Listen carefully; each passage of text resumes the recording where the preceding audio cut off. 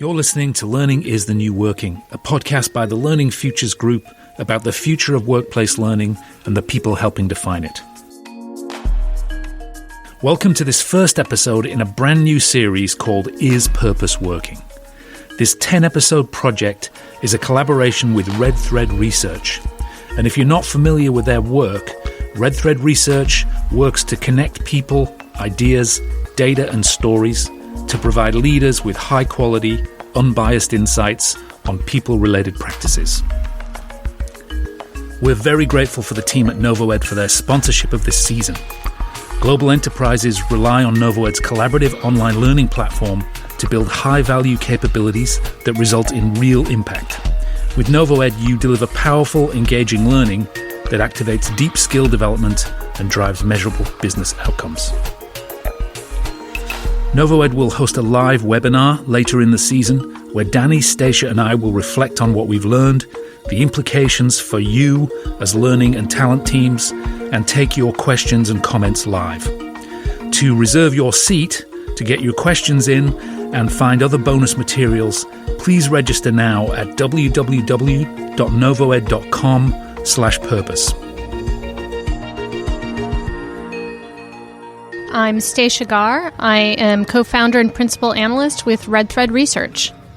And I'm Danny Johnson, and I'm co-founder and principal analyst with RedThread Research. And I'm Chris Pirrie, the host of Learning is the New Working. In this season, the three of us will meet and interview top talent leaders from some truly iconic companies, as well as startups and advisors from a range of business sectors.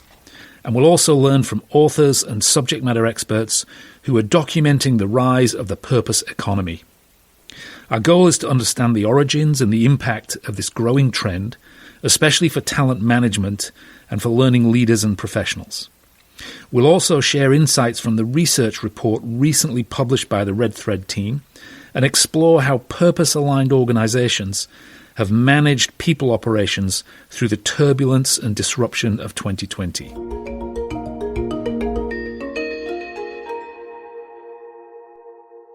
We looked hard at this issue about the purpose of the corporation. That's CEO of Johnson & Johnson, Alex Gorski, who at the time was head of the Business Roundtable.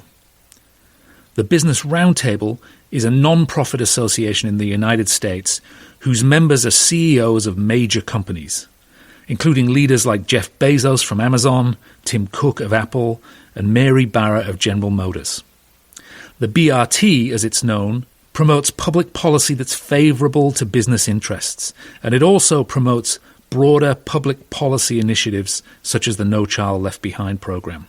In 2019, the BRT famously redefined the purpose of a corporation, putting the interests of employees, customers, suppliers, and the communities on par, if not ahead of, shareholders. And I think it's fair to say that we had been criticized externally about the statement that actually had dated back to 1997 that really was predicated upon the primacy of the shareholder, and that being your primary responsibility ultimately to the shareholders as a corporation in our country. And at that time, we as a board discussed that and said, let's test that. Should we change? And I think prior to that, we were always actually a bit defensive, I think, saying, well, it was implicit in that statement that, in fact, to do that effectively, you needed to look out for other stakeholders. But I think as we went through the process, we realized words do matter. Words do matter. I love that. This interview followed a statement published rather publicly by the BRC last year. It was signed by 200 CEOs. It stated that the group seek to move away from the notion of shareholder primacy, a concept that had existed in its principles since 1997, and to move towards a commitment to all stakeholders. Specifically, the statement articulates commitment to the following. 1. Value to customers. 2. Investing in employees. 3. Dealing fairly and ethically with suppliers. 4. Supporting the communities in which they work and operate. And 5. Generating long-term value for shareholders. Now, this is hardly a radical collection of changemakers, But as such, I think it's very illustrative of a profound shift in how we all hold corporations accountable for how they execute their business and the impacts that they have on society, on the planet, and on their workforce. This last one is the trend that we explore in this series. The surge of interest on the topic of personal purpose and purpose-driven organizations, as we'll learn in this series, is a shift at both the personal and corporate level. It's a fundamental shift about how people perceive our relationship to work and the organizations that employ us.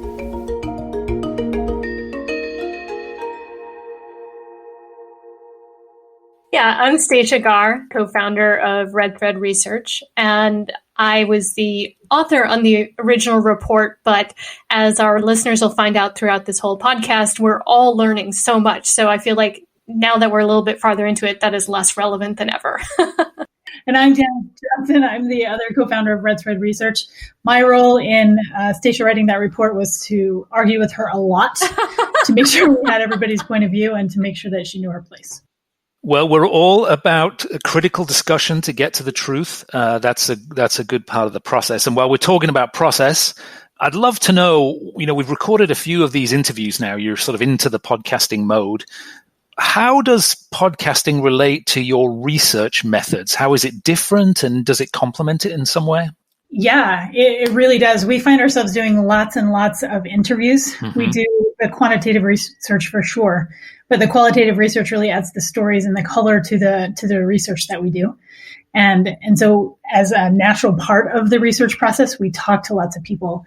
This is the first time we've actually recorded some of those conversations, so that is a little bit different, but we definitely talk to a lot of people. Yeah, and I would say that we do record the other calls, but it's usually we put a voiceover of, this is for note-taking purposes only, it will not be shared with anyone. Yeah. And whereas clearly the intention of the podcast is quite different. So I think that creates a somewhat different dynamic. There's been plenty of times but in some ways, I think because people know it'll be public, it can force them to be a little bit more prepared and a little bit more thoughtful in the conversation, is something I've observed. So I think there's benefits to both the kind of private interview, if you will, as well as the podcast in helping us kind of get to better truth and answers and stories, as Danny mentioned. Yeah, very cool. And as I said before, we've already recorded a few conversations, and I have learned so much. I really shifted my thinking on the whole topic. Danny, Stacia, can you share with us some of the people that we're going to be talking to through this 9-10 episode series? Yeah, so we're going to be talking we've actually already talked to Aaron Hurst, who I think that was just a fascinating conversation because he wrote about this topic, numerous years ago, 6 or 7 years ago.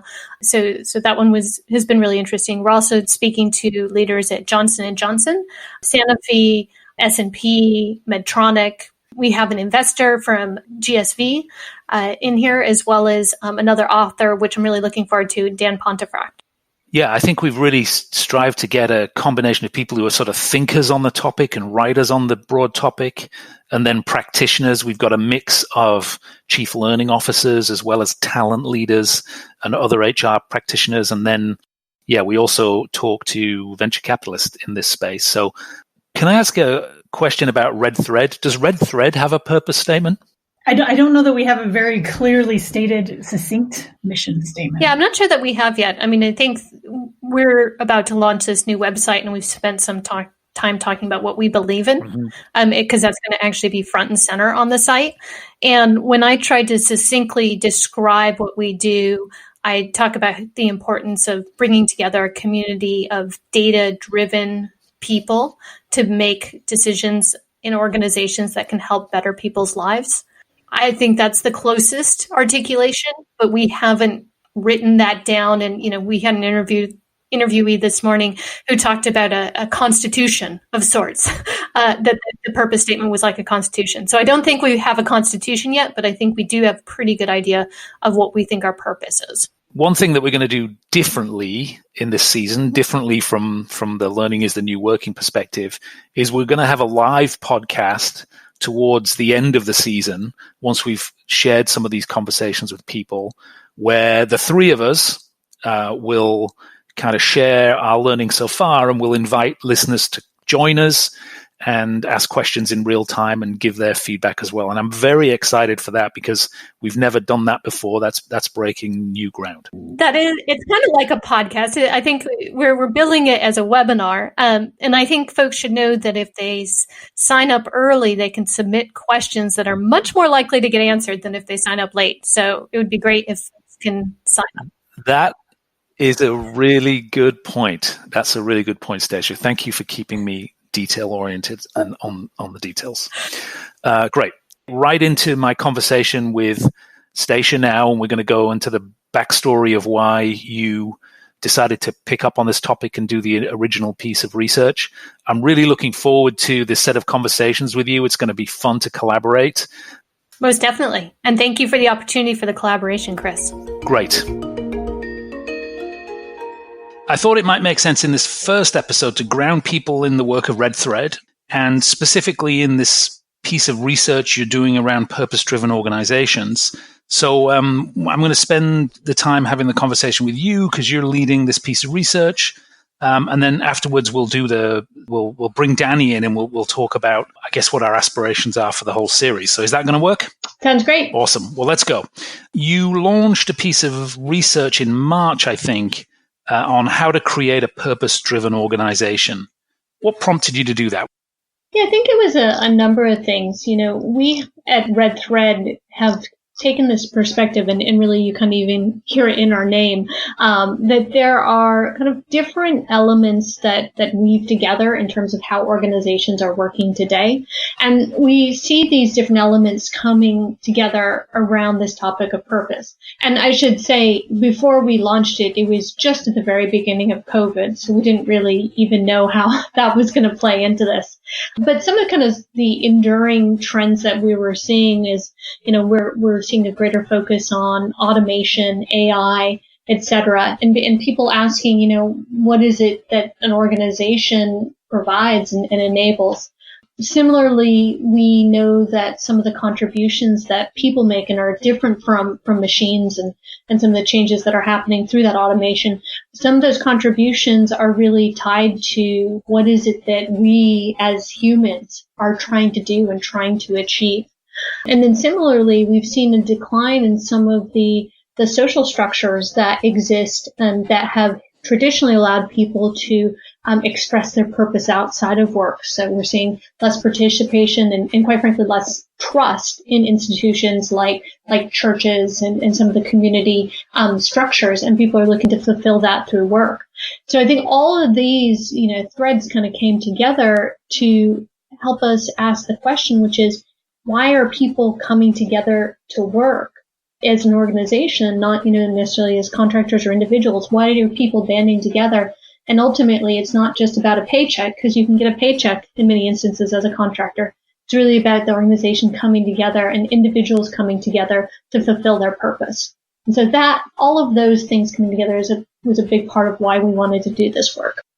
Well, I mean, it turns out to be very prescient because the world has changed a lot on a number of those parameters quite radically since then, with the lockdown and the repercussions of the global pandemic. There was a statement in 2019, in August of 2019, by the Business Roundtable organization here in the US that got a lot of coverage, and it was about the purpose of the organization. And I think, the fact that they made that announcement seemed to be a reflection of a lot of social pressure on companies and organizations to essentially, actively serve a broader stakeholder community than this organization's earlier stance was, an emphasis on shareholder. But this idea isn't really a new one, is it? This idea of the purpose-driven organization's been around a while. Yeah, it's been around a long while. When we began this research, I actually picked up a book called, I've got it right here, sorry, the Enlightened Capitalists. And that's by Jim O'Toole down at USC. And what he does is a really nice job of kind of mapping this history of social-driven enterprises through really since the beginning. And he starts with Robert Owen and James Cash Penney, so J.C. Penney, in the 1840s, and kind of brings it forward to today. Actually, his third one is an organization we'll probably talk about, which is William Lever, which ultimately ended up being Unilever.